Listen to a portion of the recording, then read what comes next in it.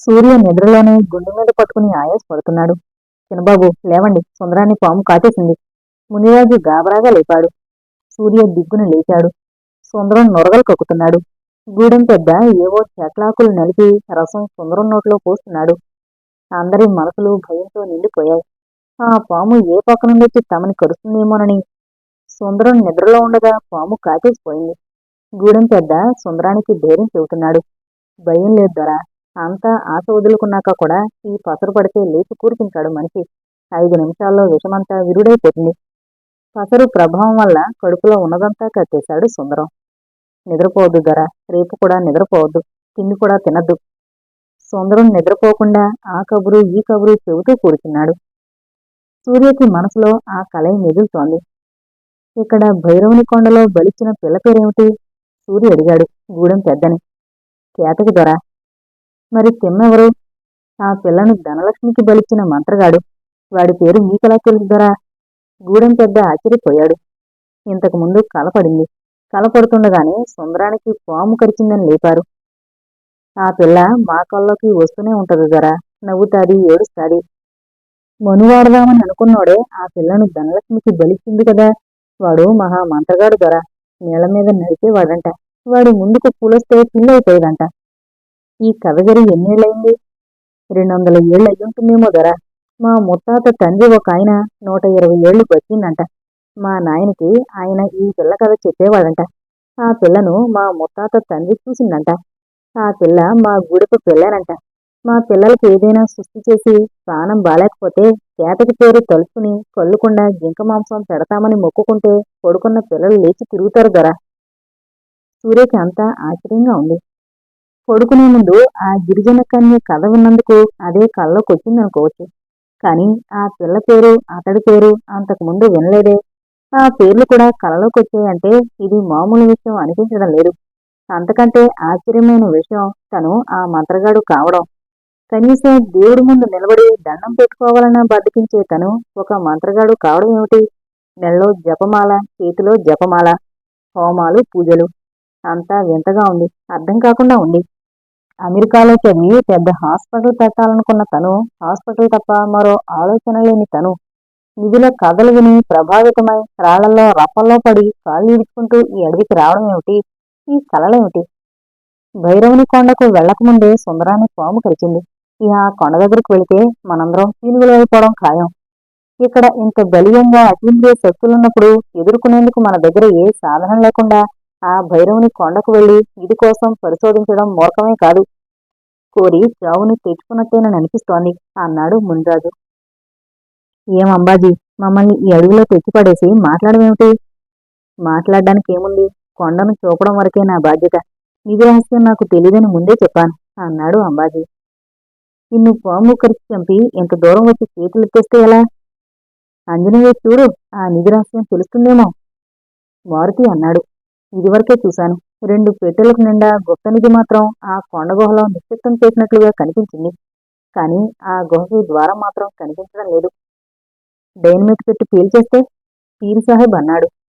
నీకంత ధైర్యం ఉంటే ఆ పనిచేయి అన్నాడు మారుతి. ఇది అడవి. ఇక్కడ పాములు, పాము కాట్లు సహజమైన విషయాలు. ఇదేదో అతీత శక్తి పని అని ఊహించుకుని పారిపోవడం వట్టి పిరికితనం అనిపిస్తుంది. ఇన్ని మైళ్ళు నడిచి ఇన్ని కష్టాలు పడొచ్చింది ఇందుకేనా? ఏమైనా సరే భైరవుని కొండ చూడందే ఇక్కడి నుంచి పోయేది లేదు. మారుతి అంటుండగానే ఏదో కుట్టినట్లుగా కేక పెట్టాడు. బాబో, ఏదో కుట్టింది, మంట, బొగ్గున మంట. సూర్య టార్చి అందుకుని వేశాడు. తేలు ఒకటి కొండలేసుకుని పోతోంది. మునిరాజు చెప్పుతో కొట్టి చంపేశాడు. ఈ గొడవకు గూడెం పెద్ద లేచి కూర్చున్నాడు. చచ్చిపడున్న తేలును చూసి, ఇది బొచ్చు తేలు బాబు, ఇది కరిస్తే వాతం కమ్మి చస్తారు.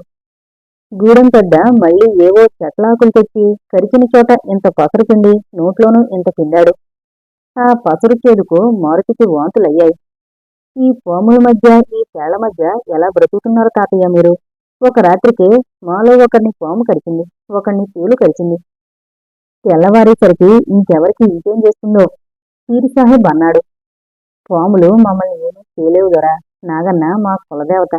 మనసు మంచిగుంటే మనల్ని చీమ కూడా కుట్టదు. అందుకే ఏ కల్మషం లేకుండా బతకాలని చూస్తాం.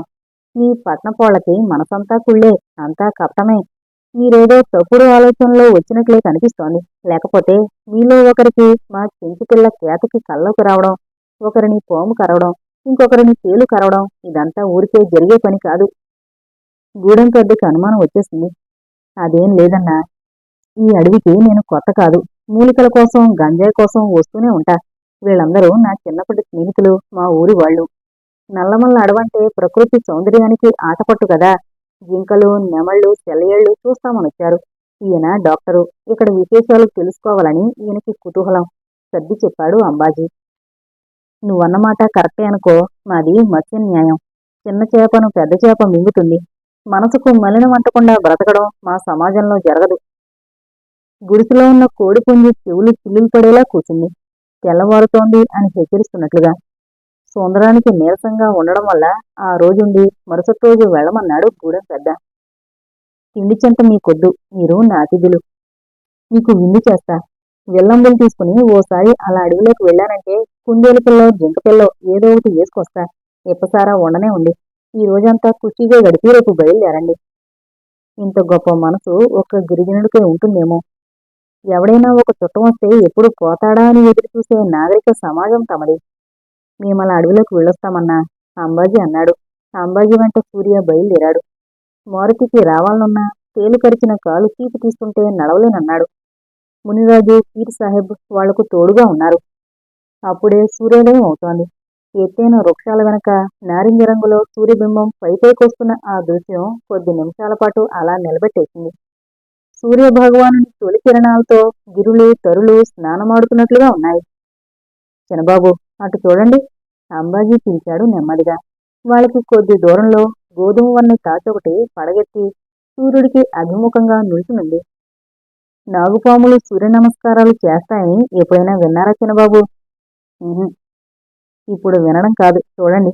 ఈ నాగుపాము సూర్య నమస్కారం చేస్తోంది. 5 నిమిషాల పాటు కదలకుండా పడగెత్తి నిలబడిన ఆ పాము నెమ్మదిగా తలదించుకుని సాగిపోయింది చెట్లలోకి. ఈ అడవిలో ఇలాంటి అద్భుతాలు ఎన్నింటినో చూడొచ్చు. ముఖ్యంగా ఈ అడవిలో అద్భుతమైన మూలికలు ఎన్నో ఉన్నాయి. ఇదిగో, ఈ వేరు మీ దగ్గర ఉంచుకోండి. ఇది మీ దగ్గర ఉన్నంత వరకు ఏ విషపు పురుగు మీ దగ్గరికి చేరలేదు. ఇలాంటివి మీ దగ్గర కూడా ఉందా? నా ఒంటి నిండా చెట్ల మూలికలతో తయారు చేసిన తాయెత్తులున్నాయి చిన్నబాబు. కానీ అవి పైకి కనిపించవు. వాటి ప్రభావం వల్ల ఏ విషపురుగు నన్ను తాకలేదు. ఏ గాలి, ధూళి నన్నేమీ చేయలేవు. ఎవరైనా నన్ను చంపనన్నా చంపలేరు. కత్తిగాని ఏ ఆయుధం గాని నన్నేమీ చేయలేవు. అలాంటి మూలికలున్నాయి నా శరీరంలో. మా గురువుగారు నా పిక్కల్లో, తొడల్లో, దండ రెక్కల్లో తాయెత్తులు ఎక్కించారు. కానీ మా గురువుగారు ఒక మాట చెప్పారు. ప్రజలకు నిస్వార్థంగా విద్యను ఉపయోగించినంత వరకు తన ఆశీర్వాద బలం ఉంటుందని చెప్పారు. కానీ మా గురువుగారికి ఇచ్చిన మాట చెప్పాను. గంజాయికి, సారాయికి బానిసనయ్యాను. డబ్బు కోసం నా విద్యను అమ్ముకుంటున్నాను. నాకు తెలుసు, కొద్ది రోజుల్లో నా విద్య పాటి తప్పుతుందని. కానీ ఏం చేయలేకపోతున్నాను. మీ గురువుగారెవరు? ఈ విద్య ఎలా పట్టుబడింది నీకు అని అడిగాడు సూర్య. నాకు 10 ఏళ్ళు ఉన్నప్పుడు నా తల్లిదండ్రులు తిరుపతి వెళ్లారు నన్ను తీసుకుని. అక్కడ తప్పిపోయాను. ఏడుస్తున్న నన్ను ఒక సన్యాసి చేరదీశాడు. ఈయనే తన వెంట దేశాలు తిప్పాడు. ఆయనే నా గురువు అని చెప్పాడు అంబాజీ. అంజనం వేసి నిధులు కనిపెడతానంటావు కదా, అదెలా? అడిగాడు సూర్య. అడవి రావి చెక్క నూరి అందులో బూరుగ పత్తి తడిపి ఎండబెట్టాక ఒత్తి చేసి ఆవునీటితో వెలిగించాలి. ఆ జ్యోతిలోకి రెప్ప కొట్టకుండా చూస్తే కనిపిస్తాయి నిధులు. అదిగో అదే భైరవుని గుట్ట. అల్లంత దూరంలో ఉండగానే చెయ్యెత్తి చూపాడు అంబాజీ. సూర్య చూపుల్లో ఉత్కంఠకు చోటు చేసుకుంది. దూరంగా రాళ్లు రప్పలతో నిండిన ఒక పెద్ద రాళ్లగుట్ట. రాళ్లలోనే మొలిచిన వృక్షాలుగా మారిన చెట్లు. చాలా చోట్ల వాటి వేళ్లు బయటకొచ్చేసి తమాషాగా కనిపిస్తున్నాయి. గుట్ట దిగువన ఒక కోనేరు, ఆంజనేయస్వామి గుడి ఉన్నాయి. ఆ గుడి ఎంత పురాతనమైందో చెప్పడానికన్నట్లు గుడి ముందు శాఖోపశాఖలుగా పెరిగిన అశ్వత్థ వృక్షముంది. గాలికి రావి ఆకులు గలగలమంటున్నాయి. కోనేటిలో సెలయేళ్లు తేటగా ఉన్నాయి. ఈ నీళ్లు వాడుకలో లేకపోయినా పాచిపట్లేదే. సూర్య కోనేట్లోకి దిగి పాద ప్రక్షాళనం చేసుకుంటూ అన్నాడు ఆశ్చర్యపోతూ. మహానంది లోపలే ఈ కోనేట్లో నీటి ఓట్లున్నాయి చిన్నబాబు. అటు చూడండి. ఈ కోనేట్లోని నీరు ఈ తూంలోంచి ఆ లోయలో పడిపోతోంది.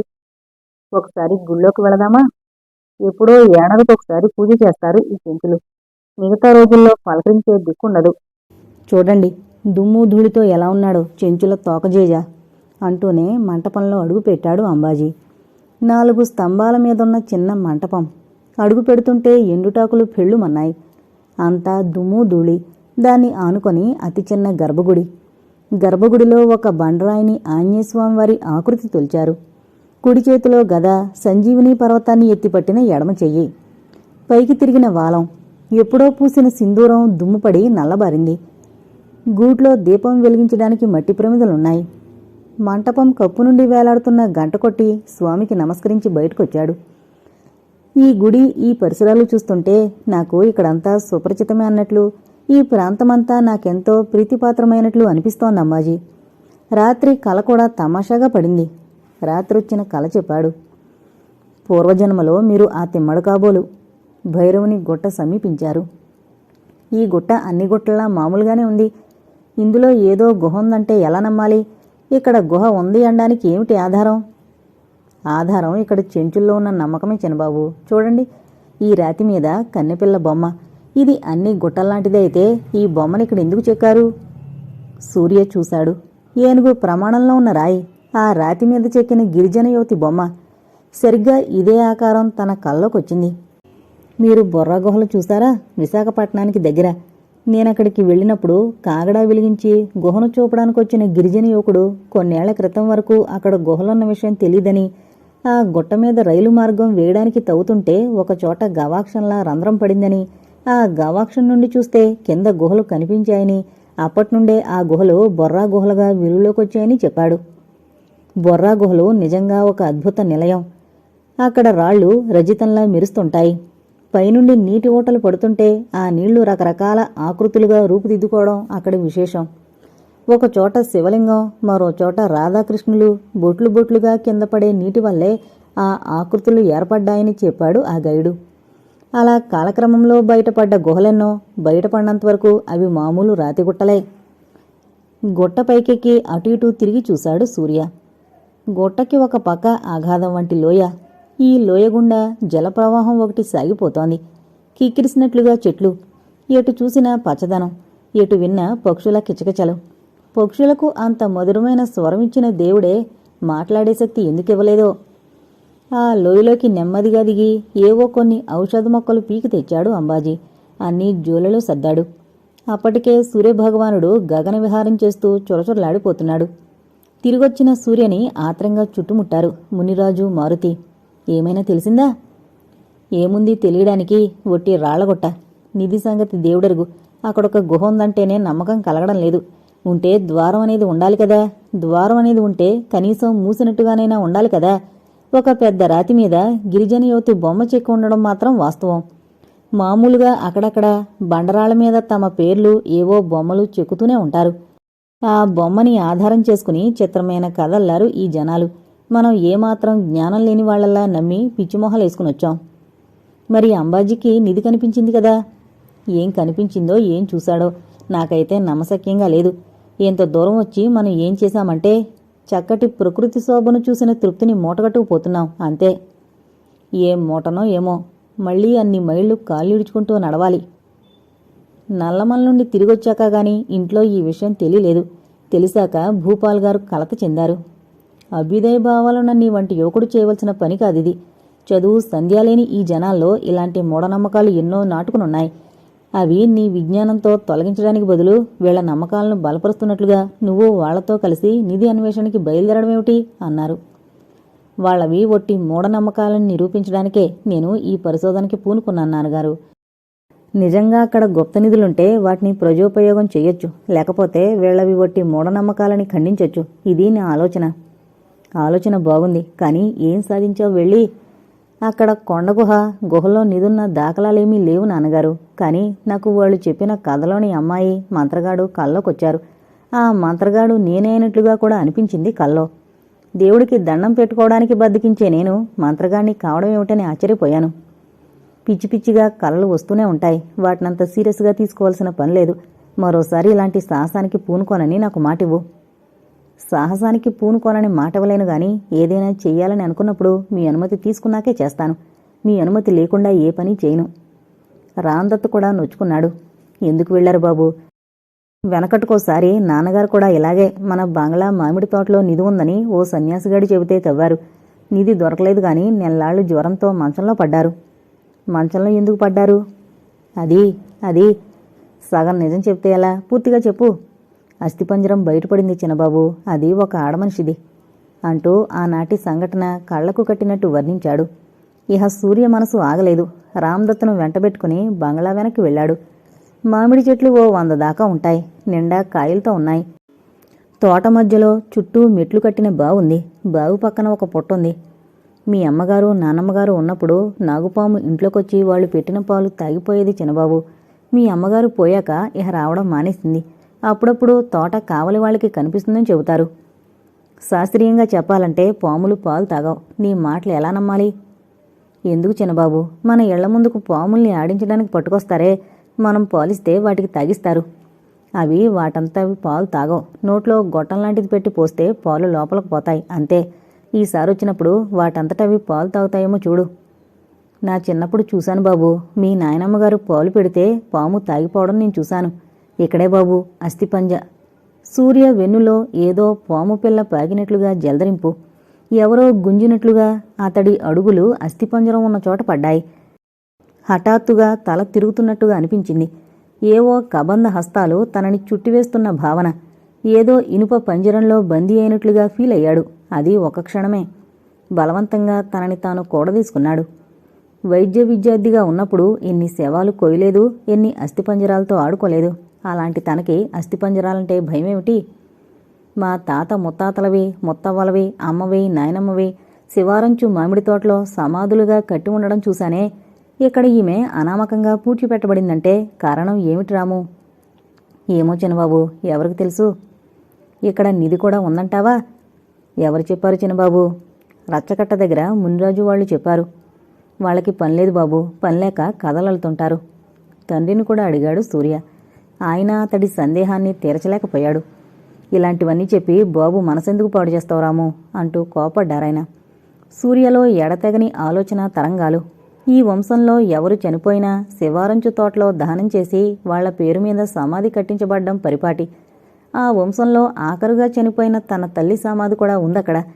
అలాంటిది ఒక స్త్రీ ధరించిన నగలతో సహా ఏ గుర్తులు మిగలకుండా మట్టి చేయబడిందంటే అనుమానించదగిన అంశంగానే కనిపించింది. ఆ రాత్రి భోంచేసి పక్క మీద వాలాడు అన్న మాటేగాని అతని కళ్ల ముందు రామ్దత్ వర్ణించిన అస్థిపంజరమే కనిపించసాగింది.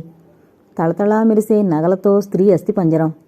నిద్రమబ్బు కనురెప్పల మీదకి కదిలొస్తుంటే అస్థిపంజరం రక్తమాంసాలతో ఆకారం దిద్దుకుని అందమైన అతివగా మారిపోయింది.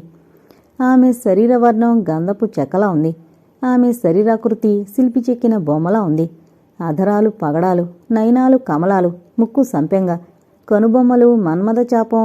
ఆమె చూపులు మన్మధుడు వదులుతున్న విరిశరాలు. అస్థిపంజరం మీద రామ్దత్ ఏ ఏ నగలు వర్ణించాడో అవన్నీ ఆమె శరీరం మీద మెరుస్తున్నాయి.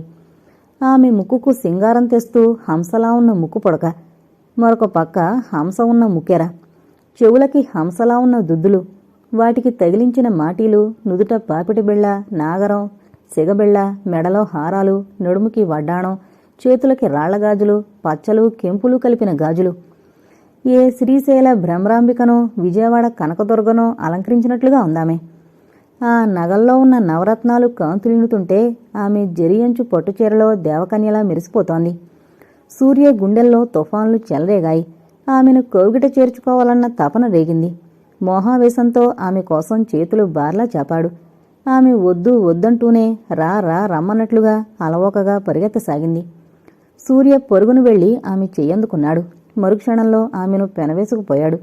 అప్పుడు ఆ ఇద్దరినీ చూస్తే నాగినీ బంధం గుర్తుకొచ్చేలా ఉంది. ఆమె శరీరమంతా ముద్దులతో తడిపేశాడు. ఆయాసంతో రొప్పసాగాడు సూర్య. కాని ఆమెను పొందిన తృప్తి అతడిలో. అతడి కౌగిట్లో ఆమె నిర్జీవంగా వేలాడిపోయింది. అస్థిపంజరంగా మారిపోయింది. భయంతో ఆమెను వదిలేయబోయాడు. అతడి చేతులందుకు సహకరించలేదు. అస్థిపంజరం చేతులు మాత్రం ఇనప ముద్దల్లా మారిపోయి అతడిని పిండి పిండిగా చెయ్యాలన్నట్లు బలంగా ఒత్తసాగాయి. అతడి శరీరంలో ఎముకలు పటపట్లాడిపోతున్నట్లుగా శబ్దం, చెప్పలేని బాధ. అతడు బాధతో కెవ్వున కేకవేయబోయాడు. కాని శబ్దం బయటకు రాలేదు.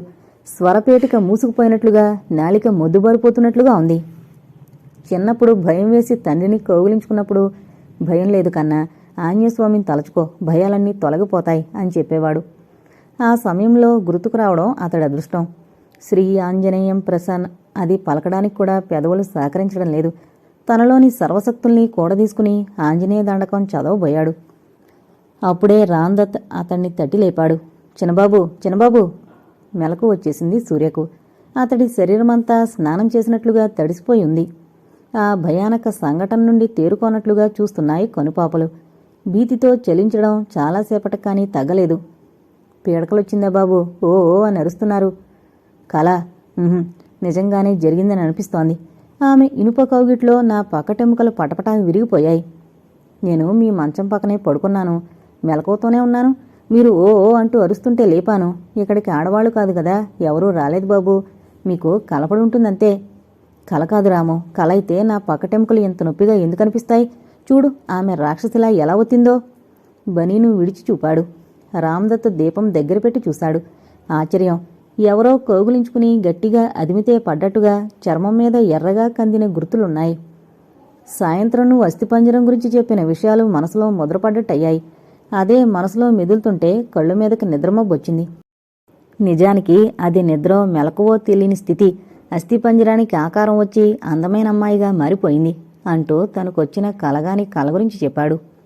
మీరడగ్గానే మిమ్మల్ని తోటలోకి తీసుకెళ్లి అస్థిపంజరం చూపడం, ఆ కథంతా చెప్పడం నాదే పొరపాటు చిన్నబాబు. ఆ అస్థిపంజరం చూసేగా బాబుగారు 4 రోజులు జ్వరంతో మంచంలో పడింది. ఆ విషయం తెలిసి మిమ్మల్ని అక్కడికి తీసుకుపోయి ఆ ప్రదేశాన్ని చూపడం నాదే తప్పు. గాలో ధూళో అక్కడ ఏముందో పాడు. మరోసారి అటువైపు వెళ్ళకండి చిన్నబాబు, వెళితే నా మీదొట్టు. నిజంగా ఆత్మలు, అతీత శక్తులు ఉన్నాయంటావా రాము? అతీత శక్తులు సంగతేమో గాని ఆత్మలు ఉన్నాయని అనిపిస్తోంది చిన్నబాబు. నా చిన్నతనం నుండి నా జీవితం ఈ బంగ్లాలోనే గడిచిపోయింది. నాకప్పుడు 25 ఏళ్లుంటాయేమో. సంధ్యవేళ లాంతరు వెలిగించి గదిలో పెడదామని పైన బాబుగారి పడక గదిలోకి వెళ్ళాను. పందిరి మంచం మీద తెల్లచీర కట్టుకుని ఒక అందమైన అమ్మాయి పడుకుని ఉండడం కనిపించింది. వెల్లకిల్లా ఛాతి మీద పమిటైనా లేకుండా కాళ్ళు బార్లా జాపి పడుకుంది. సంసారపక్షం స్త్రీలు అలా ఎప్పుడూ పడుకోరు. అదెవరో బజారు మనిషి అనిపించింది. అప్పుడు మీ అమ్మగారు పురిటికని పుట్టింటికి వెళ్లారు. బాబుగారు ఒక్కరే ఉన్నారు. నాకు తెలిసినంతవరకు బాబుగారు పరాయి స్త్రీని తాకినవారు కాదు. అమ్మగారు పురిటికని వెళ్ళింది కదా, బాబుగారు ఎవరినైనా తెచ్చుకున్నారేమోనని అనుమానపడ్డాను. అయినా 24 గంటలు ఇంట్లో మసిలేవాణ్ణి. నాకు తెలియకుండా బాబుగారు ఆడమనిషిని ఎలా తెచ్చారా అని ఆశ్చర్యం వేసింది. బాబుగారు ఆరుబయట కూర్చునున్నారు. మీ పడక గదిలో ఆమె ఎవరు బాబుగారు? తలుపులైనా మూసుకోకుండా వెలకెల్లాలా పడుకుంది. పనివాళ్లు తిరిగే ఇల్లు. ఆమెను ఇంత పచ్చిగా ఇంటికి తెచ్చుకోవడం బాగాలేదండి. ఎవరైనా అమ్మగారు వచ్చాక చెవిలో ఊదారనుకోండి, అమ్మగారు ఎంత బాధపడతారో ఆలోచించారా?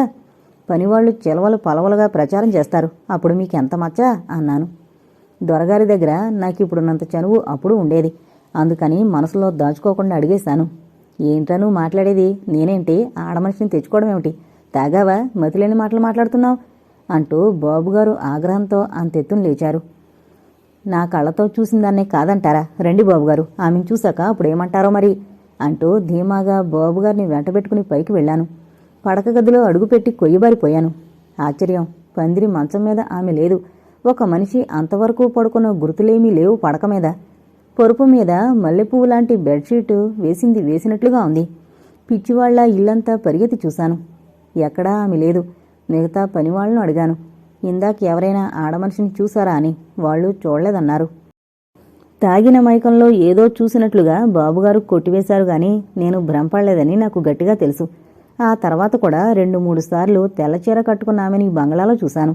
కానీ ఎవరికీ చెప్పలేదు, నమ్మరని. ఒకసారి వంటాయనికి, బట్టలు ఉతికేవాడికి తెల్లచీర కట్టుకున్న ఆమె కనిపించిందని చెప్పారు. ఊరికే కనిపిస్తుంది గాని ఎవరికీ ఏ అపకారం చేయదు. ఈ బంగ్లాలో ఎవరో ఆడమనిషి నడుస్తున్నట్లుగా గజ్జెల సవ్వడి వినిపిస్తుంది. దొరగారితో పాటు ఈ బంగ్లాలో తిరిగే వాళ్ళందరికీ ఆ శబ్దం పరిచయమే. ఇన్నాళ్లు ఎవరికీ అపకారం చేయని ఆ తెల్లచీర దెయ్యం ఈరోజు నన్నెందుకు హింసించింది? మీరు ఆ తోటలోకి వెళ్లకుండా ఉండాల్సింది. ఆ రాత్రి అనుభవం ఉదయం తండ్రితో చెప్పాడు. నిద్రలో ఒక్కోసారి నాకు అలాగే అవుతుందిరా. సాధారణంగా నిద్రపడుతున్న సమయంలో ఇలా అవుతుంది. ఒళ్లంతా వణుకులా వచ్చి ఊపిరాన్నట్లుగా, కాళ్ళు చేతులు కదలలేనట్లుగా అవుతుంది. ఆ సమయంలో ఎంత ప్రయత్నించినా గొంతు కూడా పెగలదు. రామనామస్మరణ చేద్దామన్నా ఆ సమయంలో వీలు కాదు. ఎంతో పెనుగులాడ తర్వాత ఆ భయంకరమైన స్థితి నుండి బయటపడుతుండేవాణ్ణి. భిక్షాటం చేస్తూ ఒక సాధువు మన ఇంటికొచ్చినప్పుడు నాకిలా అవుతుందని చెప్పాను. ఆయన ఒక తాయెత్తిచ్చారు జోలు నుండి తీసి. అది పాలలో కడిగి ఒంటి మీద ధరించమన్నారు. అలాగే చేశాను. అప్పటినుండి నాకు ఆ బాధ లేదు అంటూ చొక్కా లోపల దండకి ఉన్న చిన్న రాగి తాయెత్తు చూపారు భూపాల్ గారు.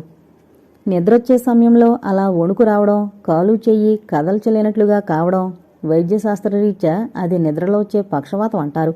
అది కొద్దిసేపు ఉండిపోతుంది. అంతవరకు డాక్టర్గా తనకు తెలుసుగాని ఒక స్త్రీతో గడిపినట్లుగా అనిపించడం, ఆమె తనని కౌగిలించుకుని కసిగా నిలిపేయడం, ఒంటిమీద ఆ గుర్తులు పడ్డం అది ఏ వైద్యశాస్త్రానికి అందని విషయం. ఒళ్లంతా పచ్చి పుండులా అయిపోతే అది నిద్రలో వచ్చే పక్షవాతమని ఎలా అనుకోగలడు? ఆడవాళ్లు కలల్లో రావడం ఈ వయసులో సహజమే అనుకున్నా శరీరం మీద కందిన గుర్తులు పడ్డాయే, అక్కడంతా నొప్పిగా ఉంది. ఇంతవరకు దెయ్యాలు ఉన్నాయా లేదా అని తర్కించే సందర్భమే రాలేదు. ఇప్పుడు మాత్రం తేల్చుకుంటాను దెయ్యాలు ఉన్నాయా లేదా అని. కేతక విషయంలో మంత్రగాడు హంతకుడయ్యాడు. అస్థిపంజరమైన అమ్మాయి విషయంలో కామాంధుడయ్యాడు. పూర్తిగా తనకు విరుద్ధమైన క్యారెక్టర్స్. అనుకోకుండా తన కాలి కింద చీమపడి నలిగిపోయినా బాధపడే సున్నితమైన మనసు తంది. అలాంటిది ప్రేమించిన పిల్లని హత్య చేయడం అన్నది పూర్తిగా అసంభవం, అసందర్భమైన విషయం. పోతే స్త్రీల పట్ల తనకి చాలా పవిత్రమైన భావాలున్నాయి. పరస్త్రీని కామించే నీచత్వం తనలో లేదు. ఎందుకొస్తున్నాయి ఇలాంటి కలలు? ఎలా విశ్లేషించాలి ఈ కలల్ని? ఆ రోజు సాయంత్రం పేషెంట్లను చూడ్డమయ్యాక ఏటి ఒడ్డుకు షికారుగా బయలుదేరాడు సూర్య. ఏటి నుంచి కడవలతో నీళ్లు తీసుకుపోతున్న వాళ్ళు ఎదురవుతున్నారు. మగవాళ్లైతే వంగి దండం పెడుతున్నారు. ఆడవాళ్లైతే తలలు వంచుకుని పోతున్నారు. ఏదో ఫంక్షన్ అవుతుంటే రంగురంగుల కాగితపు తోరణాలు కట్టినట్టుగా ఉంది రంగులద్దుకున్న మేఘమాలికలతో ఉన్న ఆకాశం. సూర్య చూస్తూ నడుస్తున్నాడు. ఎదురుగా ఒక అమ్మాయి బిందె చంకలో పెట్టుకుని పోతోంది. ఆకుచాటు మొగ్గ అప్పుడే వీడుతున్నంత ముగ్ధ సుకుమారంగా ఉందామె. బాగా దగ్గరగా వచ్చాక చూస్తే షాక్ కొట్టినట్టయింది సూర్యకి. రాత్రి తన కల్లోకొచ్చిన స్త్రీ ఈమె. ఇదే రూపం, ఇదే సౌకుమార్యం. ఆమె ఒక్క క్షణం తలెత్తి సూర్యుని చూసి తిరిగి తలదించుకుని వెళ్ళిపోయింది. వెనుతిరిగి చూశాడు సూర్య. నడుము దాటిన బారెడు జడ చివర జడగంటలు ఆమె నడకకి లైగా కదులుతున్నాయి. తన కల్లోకొచ్చిన దెయ్యమే మళ్ళీ ఈ రూపం ఎత్తలేదు కదా? లేకపోతే కలలో కనిపించిన అమ్మాయి నిజంగా కనిపించడమేమిటి? అయితే దెయ్యాలు ఉన్నట్టేనా? సూర్యకంతా అగమ్యంగా ఉంది. ఊళ్ళో కోదండరామస్వామి ఆలయంలో శ్రీరామనవమి ఉత్సవాలు మొదలయ్యాయి. ప్రతి ఏటా ఉత్సవాలు ఆలయ ధర్మకర్త భూపాల్ గారి ఆధ్వర్యంలోనే జరుగుతాయి. ఉత్సవాలకయ్యే ఖర్చంతా ఆయనే భరిస్తారు. సీతారాముల కళ్యాణ మహోత్సవం భక్తజనుల సమక్షంలో అతి వైభవంగా జరుగుతుంది. భక్తి పారవస్యంతో తిలకిస్తున్న భూపాల్ గారి పక్కన ఈసారి ఆయన కొడుకు సూర్య కూడా ఉన్నాడు. సీతారామ కళ్యాణానికి పౌరోహిత్యం నేర్పుతున్న బ్రాహ్మడు మాంగళ్యాలు రాములు వారికి తాకించి సీతమ్మ మెడలో ధరింపజేస్తుంటే ఆ దృశ్యాన్ని భక్తి శ్రద్ధలతో భక్తులంతా వీక్షిస్తుంటే సూర్య చూపు మాత్రం కాళ్ళకి గజ్జెలు కట్టుకున్న అమ్మాయి మీద నిలిచింది. ఆమె నృత్య ప్రదర్శనకు తయారవుతోంది. ఆమె ఎవరో కాదు, తన కలలోకొచ్చి తనని చంపడానికి ప్రయత్నించిన అమ్మాయి. ఏటి నుండి నీళ్లు తెస్తూ కనిపించిన అమ్మాయి. దెయ్యాలు ప్రజల మధ్యకొచ్చి నృత్యం కూడా చేస్తాయా? సీతారాములు దండలు మార్చుకున్నారు. జల్లుగా భక్తుల చేతి నుండి అక్షంతలు మీద కురుస్తుంటే సీతారాముల కళ్యాణం చూతమురారండి అంటూ పాడుతున్నారు నాదస్వర విద్వాంసులు. ఆ అమ్మాయి లేచి గర్భగుడిలోని కోదండరామస్వామికి నృత్యాంజలి ఘటించి తర్వాత మంటపంలోని కళ్యాణమూర్తులకు నమస్కరించి నర్తించడం మొదలుపెట్టింది. ఆ నృత్యానికి పాట పాడుతోంది ఒక వృద్ధురాలు. వయసు 80 పైనే ఉంటాయి. జుట్టంతా తెల్లబడింది. నోట్లో పళ్ళు ఊడిపోయాయి. అయినా చక్కని సంగీత జ్ఞానం ఉన్నట్లుగా పాడుతోంది. నుదుట పొడుగ్గా దిద్దుకున్న కుంకుమబొట్టు, చేతుల నిండా గాజులు, కాళ్ళకి మట్టెలు. ఆమె పక్కన తాళం వేస్తోంది మరొక ఆమె. ఆమెకు 50 ఏళ్ల పైనే ఉండొచ్చు. ఆమె పక్కన వయలిన్ వాయిస్తోంది మరొక ఆమె. ఆమె వయసు 30కి 40కి మధ్య ఉండొచ్చు. రుద్రాల నుండి నృత్యం చేసే అమ్మాయి వరకు వాళ్ళు ఒకే పోలికలో ఉండడం విశేషం. ఒకే నటి 16 ఏళ్ల అమ్మాయిగా, ప్రౌఢగా, వయసు మళ్లిన దానిగా, రుద్దురాలిగా మేకప్ చేసుకుంటే ఎలా ఉంటుందో అలా ఉన్నారు ఆ నలుగురు. సూర్య మంత్రముగ్ధుళ్లా ఆ నలుగురిని చూస్తున్నాడు. మధురా నగరిలో చల్లనమ్మబోను దారి విడుము కృష్ణ. రుద్దురాలు ఆమె పక్కనున్నామె పాడుతుంటే ఆ అమ్మాయి నర్తిస్తోంది. నిజంగా అక్కడ కృష్ణుడున్నట్లుగా ఈమె ప్రాధేయపడుతున్నట్లుగా అభినయిస్తోంది. భక్తులు భక్తి నుండి రక్తికి తిరిగి వచ్చినట్లుగా ఆమె నృత్యాభినయాన్ని కళ్ళప్పగించి చూస్తూ ఆనందిస్తున్నారు. స్వామి ప్రసాదం పానకం తీసుకొచ్చాడు గుడి పూజారి కృష్ణమాచారి. ముందుగా భూపాల్ గారికి, తర్వాత సూరికి ఇచ్చి భక్తులకివ్వడం మొదలుపెట్టాడు. నాట్యం ముగిసింది. రుద్రాలు స్వామి ప్రసాదం భక్తిగా కళ్ళకద్దుకుని నోట్లో వేసుకుని వెళ్లబోయే ముందు భూపాల్ గారి దగ్గరకొచ్చింది. నమస్కారం దొరగారు. బాగున్నావా రంగసాని? ఆరోగ్యం బాగుందా? ఆదరంతో పలకరించారు భూపాల్ గారు. బాగున్నాను. పక్కన కూర్చున్న సూర్య మీద ఆమె దృష్టి పడింది. దొరవారు, ఈయన మీ తండ్రి. నా కుమారుడు జయసూర్య. అమెరికాలో మెడిసిన్ చేసొచ్చి ఇక్కడ హాస్పిటల్ పెట్టాడు. దొరవారి కొడుకు మన ఊళ్ళో హాస్పిటల్ పెట్టాడని చెప్పగా విన్నాను. చాలా సంతోషకరమైన విషయం దొరవారు. అందరూ డబ్బు సంపాదించాలని పట్టణాలకు ఎగబడుతున్న ఈ రోజుల్లో ఊరి ప్రజల మీద ఈ విధంగా ప్రేమ కలిగుండడం చాలా మంచి విషయం. దొరవారు, చూడగానే నాకేమనిపించిందో తెలుసా? మీ తండ్రిగారు మళ్ళీ బతికొచ్చినట్లుగా అనిపించింది. అచ్చు గుద్దినట్లుగా అదే రూపం. తాతగారి పోలికలు మనవడికి రావడం ఆశ్చర్యం కాదుగా రంగసాని. తాత బుద్ధులు రాకుండా ఉంటే మంచిది దొరవారు. ఆయన రగిలించిన కడుపు శోకం ఇన్నేళ్లైనా నాలో ఆరలేదు. ఇంకా నా చంద్రరేఖ ముఖం నా కళ్ల ముందు మెదులుతున్నట్లుగానే ఉంది. రుద్రాలు కళ్ళొత్తుకుంటూ అంది. వస్తాను దొరవారు. ఇంటికొచ్చాక తండ్రిని అడగనే అడిగాడు. గుళ్ళో ఆ ముసలావిడ తాతగారి గురించి అన్న మాటలకి అర్థమేమిటి నాన్నగారు? ఏం జరిగిందో ఏంటో నాకంత బాగా తెలీదురా. నేనప్పుడు మద్రాసులో చదువుతున్నాను. నాన్నగారు పోయారన్న వార్త తెలిసి ఇంటికొచ్చాను. రంగసానొచ్చి గొడవ చేసింది. తన కూతురు చంద్రరేఖ ఎక్కడని. నాన్నగారు ఆమె కూతురు చంద్రరేఖని చేరదీశారట. ఆమెను ఇంతకాలం పట్నంలో ఉంచాడని అనుకుందట. బ్రతికుండగా ఆయన్ని అడిగే ధైర్యం లేక నేనొచ్చాక వచ్చి గొడవ చేసింది. నాకా విషయాలే తెలియవని చెప్పాను. ఏడుస్తూ వెళ్ళిపోయింది. పూర్తిగా సందేహ నివృత్తి కానట్టుగా రామదత్తుని అడిగాడు సూర్య. రంగసాని దేవదాసి చినబాబు. 90 ఏళ్లకి దగ్గరగా ఉంటుంది ఆమె వయసు. ఆమెకు సంగీతం, నృత్యం రెండూ వచ్చు. కోదండరామస్వామి దేవాలయంలో ఆమె రోజూ రాత్రిపూట నాట్యం చేసి వెళ్లేది. పెద్ద పెద్ద వాళ్ళ ఇళ్లల్లో పెళ్లి పేరంటాలైతే ఆమె వెళ్లి ఆడి పాడేదట. ఇదంతా నా చిన్నప్పటి మాట. ఆమె వయసులో ఉండగా కుర్రకారు వెర్రెత్తిపోయేవారట. ఆమెకి కవల పిల్లలు చంద్రరేఖ, శశిరేఖ అని. చంద్రరేఖని మీ తాతగారు చేరదీశారట. ఆమె ఏమైంది, ఎక్కడుంది తెలీదు. శశిరేఖ అలివేణిని కని చనిపోయిందట. అలివేణికి నీలవేణి కూతురే. ఈరోజు దేవాలయంలో నృత్యం చేసిన అమ్మాయి హరిచందన. అమ్మలు అమ్మమ్మలు సంపాదించిన ఆస్తులు కరిగిపోయాయిగా. అలివేణి ఆశలన్నీ మనవరాల మీద పెట్టుకుంది. బాగా డబ్బున్నవాడు దొరికితే ఆ పిల్లను కనిరకం చెయ్యాలన్న ఆలోచనలో ఉంది. ఊహ తెలిసి తెలియనట్లుగా ఉన్న ఆ పిల్లను డబ్బు కోసం ఎవడో కామాంధుడికి కనిరకం చేయడం ఎంతటి అమానుషం. ఉంపుడుగత్తెలంటే ఈ సమాజంలో ఎంత చిన్నచూపు. సభ్య సమాజం వాళ్ల గాలినా సోకనవదే. సూర్యకి మనసంతా కలిచినట్లుగా అయింది. మనసంతా పిల్లందేమో. ఆ రాత్రి చాలా చిత్రమైన కలొచ్చింది సూర్యకి.